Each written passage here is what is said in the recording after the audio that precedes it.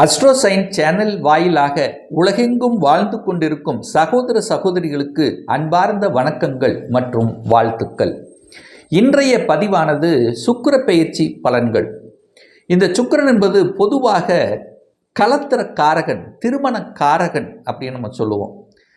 அதே சமயத்தில் அனைத்து விதமான சுக போகங்களுக்கு காரணகர்த்தாவாக விளங்கக்கூடிய அந்த சுக்கிரனுடைய பெயர்ச்சியானது இந்த மே மாதம் 30ஆம் தேதி நடக்க இருக்கிறது. வண்டி வாகனத்துக்கு காரக கர்த்தாவாக இருப்பது அந்த சுக்கிரன். ஜவுளி சம்பந்தப்பட்ட துறைக்கு சம்பந்தப்பட்டது, அனைத்து விதமான கலைத்துறைக்கு சம்பந்தப்பட்டது, அழகு, கலை, காவியம் சம்பந்தப்பட்ட, இசை சம்பந்தப்பட்ட துறைக்கு சொந்தக்காரர் அந்த சுக்கிர பகவான்.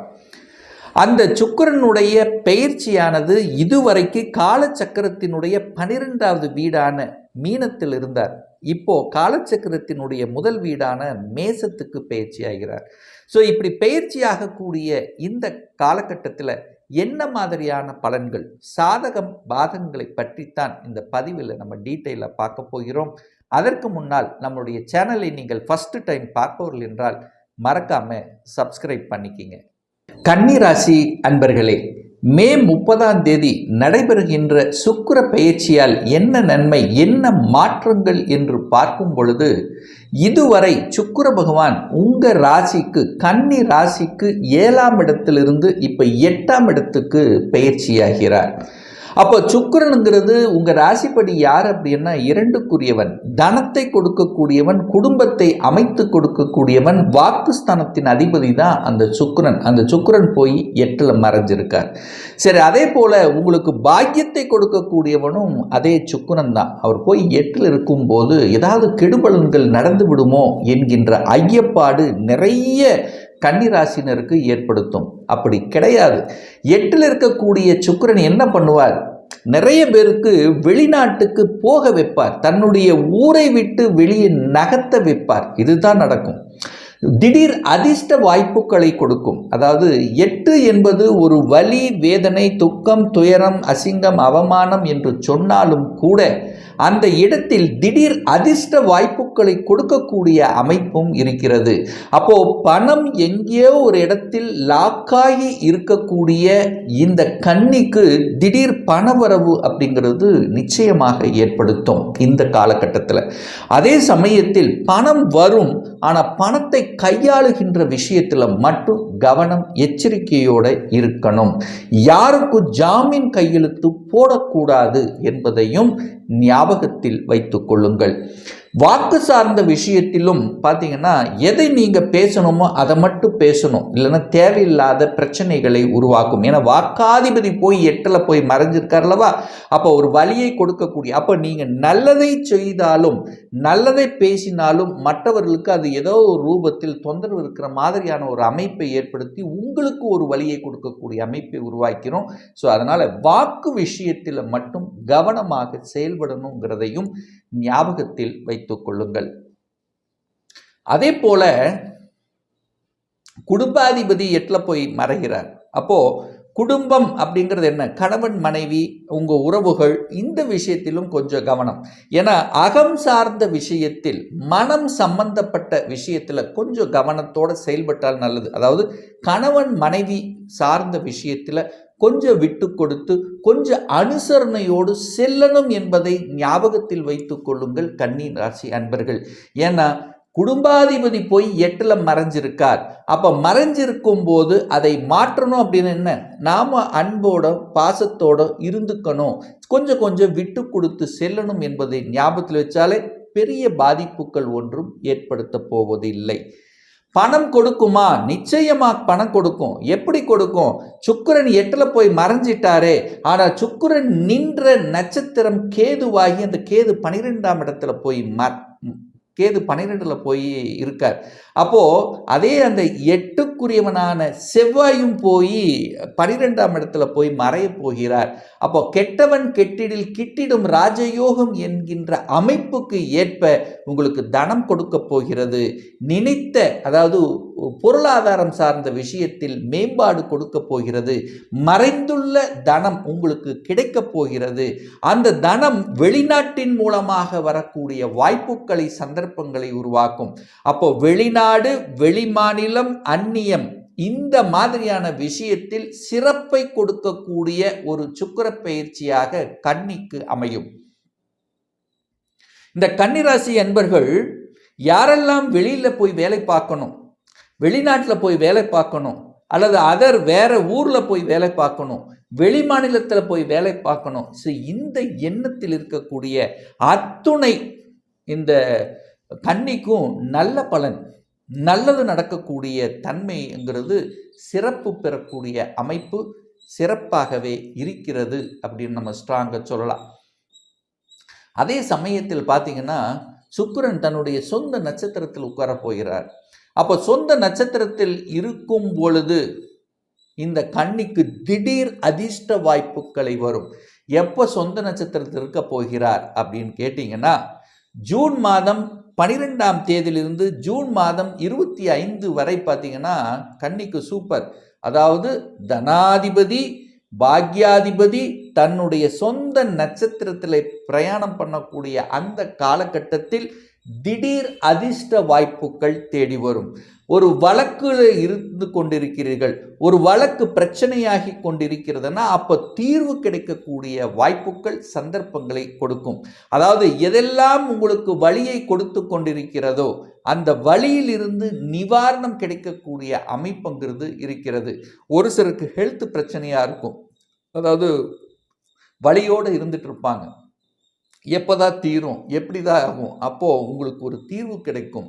ஸோ அப்போ சரியாகக்கூடிய சந்தர்ப்பங்கள், நல்ல டாக்டர், நல்ல ஆஸ்பத்திரிக்கு போகக்கூடிய அமைப்புகளையும் சந்தர்ப்பங்களையும் நிச்சயமாக உருவாக்கும்.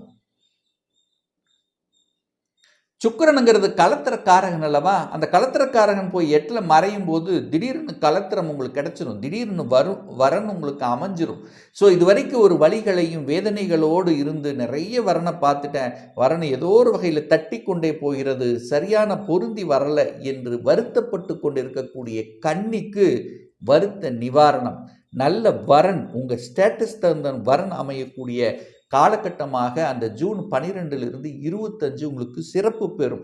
குடும்பம் அமைத்து கொடுக்கும், குடும்ப வரன் கிடைக்கும், குடும்பத்தில் ஒரு உறுப்பினர்களை இணைத்து கொள்ளக்கூடிய தன்மை, ஒரு நல்ல உறவு உங்களுக்கு கிடைக்கக்கூடிய சந்தர்ப்பங்களையும் சூழ்நிலைகளையும் நிச்சயமாக இந்த கன்னிக்கு உருவாக்கும். ஒரு சிலருக்கு பார்த்தீங்கன்னா குழந்தை பாக்கியம் திடீர்னு கிடைச்சிரும். குழந்தை பாக்கிய சார்ந்த விஷயங்கள், ஒரு உறவு உங்களுக்கு வரக்கூடிய வாய்ப்புகள் இருக்கு அப்படிங்கிறதையும் நீங்கள் ஞாபகத்தில் வச்சுக்கணும். காதல் விஷயத்தில் மட்டும் கொஞ்சம் கவனம், உஷாராக இருக்க வேண்டும்.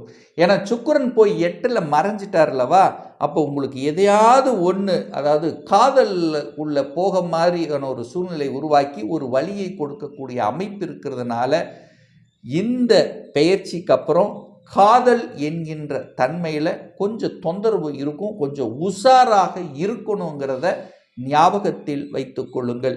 ஏன்னா சுக்கிரன் தான் காதலுக்கு காரக கிரகமாக இருக்கிறது. அந்த சுக்கிரன், காதலை கொடுக்கக்கூடிய அந்த சுக்கிரன் 8ல் போய் மறைஞ்சிருக்கார். சுக்கிரனுக்கு 8ல் மறைவு இருக்கா? ஆமாம், மறைவு தான். சுக்கிரன் 8ல் போய் மறைஞ்சிருக்கார். அப்போ ஏதாவது ஒரு காதல் சார்ந்த விஷயத்தில் தொல்லைகளை கொடுக்கக்கூடிய அமைப்பு, ஏதாவது புதிய நபர்கள் அல்லது புதிய உறவுகள், இதில் எல்லாம் கொஞ்சம் கவனமாக இருக்கணும் காதல் என்கின்ற அமைப்பில் என்பதை இந்த கன்னிராசி என்பவர்கள் நல்ல ஞாபகத்தில் வைத்து கொள்ளணும் அப்படிங்கிறதா இந்த இடத்துல சொல்கிறேன். சரி, வெளிநாடு, வெளிமாநிலம், அந்நிய தேசம் சிறப்பு பெறும், குழந்தைகள் நலன் நன்றாக இருக்கும், குழந்தைகள் படிப்பு நன்றாக இருக்கும், இதிலெல்லாம் எந்த மாற்று கருத்து இல்லை. ஏன்னா படிப்புக்கு காரகிரகம் குரு 10ஆம் இடத்தில் அமர்ந்து கொண்டு 4ஆம் இடத்தை பார்க்குறார். அதனால் படிப்புக்கு நீங்கள் பயப்பட வேண்டிய அவசியம் இல்லை. பெண்களாக இருந்தால் சுக்கிரனுங்கிறது பெண்களை குறிக்கக்கூடிய ஒரு கிரகம், அது இளம் பெண்களை குறிக்கக்கூடிய ஒரு கிரகம் என்கின்ற காரணத்தால் கொஞ்சம் அலைச்சல் திருச்சல் டென்ஷன் ப்ரெஷருங்கிறது இருக்கும். கொஞ்சம் அலைச்சல் இருக்கும், குடும்பத்தில் கொஞ்சம் அலைச்சல் திருச்சல் இருக்கும், ஹெல்த்தில் கொஞ்சம் பார்த்துக்கணும், தன்னுடைய உடல்நலத்தை கொஞ்சம் பார்த்துக்கணும், வேலையில் கொஞ்சம் அலைச்சல் திருட்டு டென்ஷன் இருக்கும், கொஞ்சம் அதாவது என்னென்ன வளைவு நெளிவு சுழிவாக இடத்துக்கு தகுந்த மாதிரி செயல்பட்டு கொண்டால் வேலை பளுவை குறைக்கலாம் அப்படிங்கிறதையும் ஞாபகத்தில் வைத்து கொள்ளுங்கள். ஸோ மற்றபடி ஒரு புதிய உறவு, மாமன் உறவு நல்லா இருக்க போகுது. இந்த கன்னிக்கு மாமன் சார்ந்த உறவுகள் சிறப்பு பெறக்கூடிய, அதாவது அம்மா சார்ந்த விஷயங்கள், அம்மா சம்பந்தப்பட்ட உறவுகள் இதெல்லாமே உங்களுக்கு சிறப்பு பெறக்கூடிய ஒரு காலகட்டமாக நிச்சயமாக அமையும். இதில் எந்த மாற்று கருத்தும் கிடையாது. அதே இந்த மாதத்தின், அதாவது இந்த சுக்கிரன் தன்னுடைய சுயசாரத்தில் இருக்கார். அதற்கப்புறம் பார்த்தீங்கன்னா சூரியன் நட்சத்திரத்தில் இருக்க போகுது. எப்போ? இந்த ஜூன் மாதம் 25க்கு அப்புறம் சூரியனுடைய நட்சத்திரத்தில் இருக்க போகுது. அந்த சூரியனுங்கிறது 12க்குரியவனாக இருக்கின்ற காரணத்தால் அப்போது என்ன நடக்க போகுது? திடீர் அதிர்ஷ்ட வாய்ப்புகள் கிடைக்க போகுது. ஒரு சிலர் ஷேரில் திடீர்னு பணம் கிடைக்கக்கூடிய அமைப்பு, அல்லது இன்சூரன்ஸ் சம்பந்தப்பட்ட விஷயத்திலிருந்து பணம் கிடைக்கக்கூடிய தன்மை, ஒரு சிலர் வெளிநாட்டிலிருந்து உங்களுக்கு பணம் வரக்கூடிய தன்மை. ஸோ இது எல்லாம் வெளிநாட்டு வர்த்தகம், வெளிநாட்டினுடைய ஏற்றுமதி இறக்குமதி சம்பந்தப்பட்ட விஷயங்கள், அது டெக்ஸ்டைலில் ஏற்றுமதி இறக்குமதி சம்பந்தப்பட்ட விஷயங்கள், உணவு சம்பந்தப்பட்ட ஏற்றுமதி இறக்குமதி சம்பந்தப்பட்ட விஷயங்கள், இதெல்லாமே சிறப்பு பெறக்கூடிய ஒரு காலகட்டமாக கன்னிக்கு அமையுங்கிறதுல எந்தவித மாற்று கருத்தும் கிடையாது. இப்போ நான் சொன்னது கோச்சார ரீதியான ஒரு பொதுவான பலன்கள். உங்கள் ஜாதகத்தில் சுக்கிரன் எப்படிப்பட்ட நிலையில் இருக்கார், எங்கே இருக்கார், என்ன ஆதிபத்தியம் பெற்றிருக்கு, எந்த கிரகங்களோட இணைவு பெற்றிருக்கு, சுப கிரகங்களுடைய தொடர்பில் இருக்கா, பாவ கிரகங்களினுடைய தொடர்பில் இருக்கா, இப்போ என்ன தசாபுத்தி நடக்குது என்பதை பொறுத்து அதனுடைய பலன்கள் வேறுபடும். ஒரு துல்லிய பலன் வேணும். அதாவது இந்த 2025 சொந்த தொழில் செய்வதற்கான விதி கொடுப்பினை நம்முடைய ஜாதகத்தில் இருக்கிறதா? அப்படி இருக்கக்கூடிய பட்சத்தில் எப்போ நம்ம சொந்த தொழிலை செய்யலாம்? எந்த கோர்ஸ் படிப்பதற்கான கொடுப்பினை நம்முடைய ஜாதகத்தில் இருக்குது. அப்போ எந்த கோர்ஸ் எடுத்து படித்தா நம்முடைய ஃப்யூச்சர் நன்றாக இருக்கும்?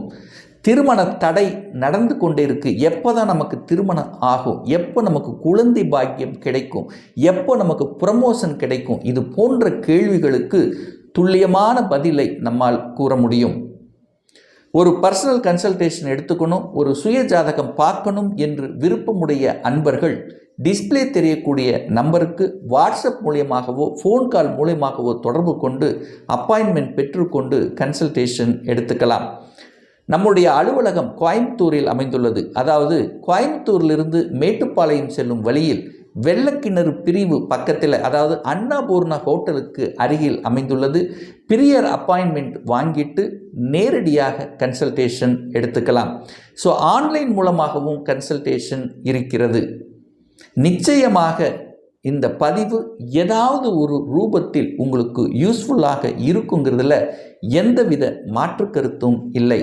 மீண்டும் ஒரு நல்ல பதிவில் உங்களை சந்திக்கும் வரை உங்களிடம் இருந்து விடைபெறுவது உங்கள் அஸ்ட்ராலஜர் டாக்டர் சதீஷ்.